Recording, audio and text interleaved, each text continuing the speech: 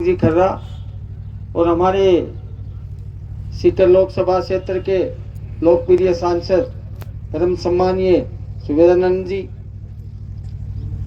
और सीकर जिले के पूर्व अध्यक्ष इंदिराजी चौधरी, मेरे बड़े भाई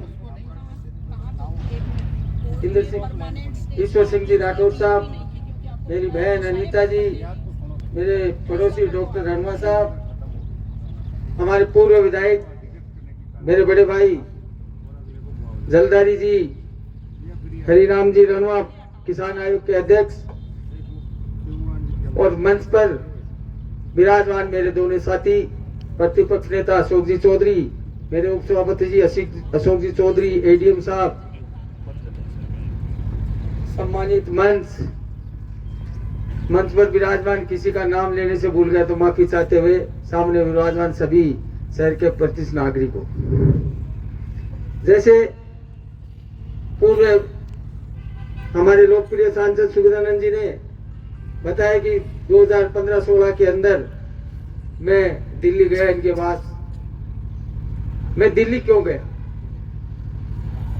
दिल्ली का मुझे रास्ता मालूम नहीं था, न मेरी वहां पे कोई पहचान थी, न मेरा किसी सरकार में इन्वॉल्वमेंट था।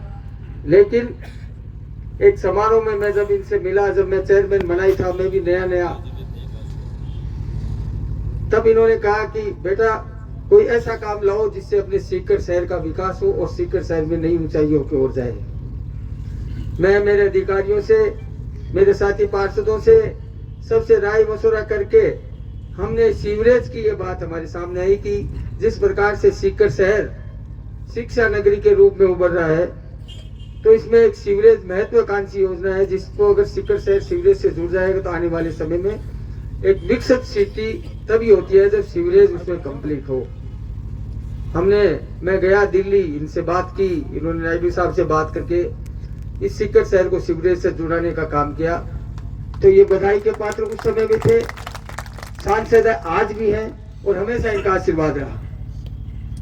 मैं एक बात गर्व से कहना चाहूंगा, माननीय मंत्री महोदय, माननीय सांसद महोदय, जब आपने हमें 2016 में सीवरेज दिलवाई, उससे लेकर आज तक हमने हमारी नगर परिषद में कभी दलगत राजनीतिक नहीं की।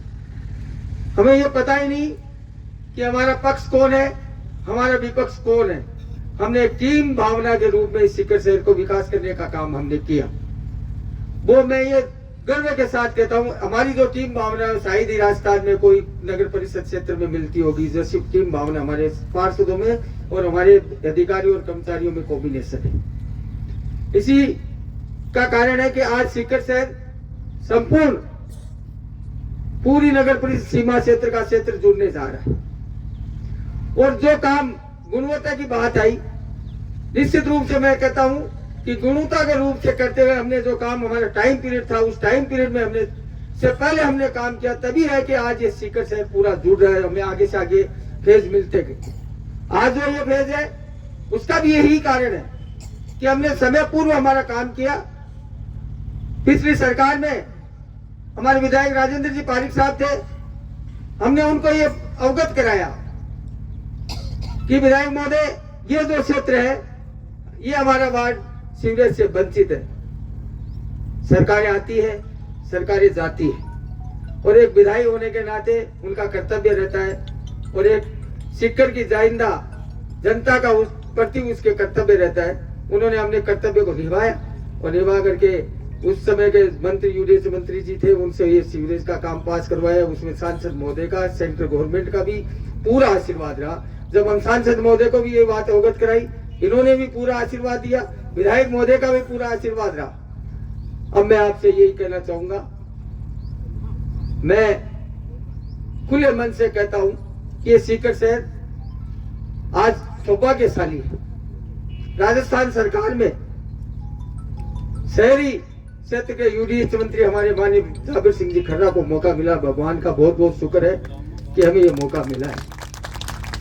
मैं तो ये अनुरोध करना चाहूंगा, न हम पार्षद हैं, न हम चेयरमैन हैं, हम आपके कार्यकर्ता के रूप में हम आपके साथ काम करने के लिए तैयार हैं। मैं तो ये आज चाहूंगा कि आने वाले समय में ये सीकर कोटा से नई ऊंचाइयों के ऊपर जाना चाहिए। मैं ऐसा ही आपके आशीर्वाद लेना चाहूंगा।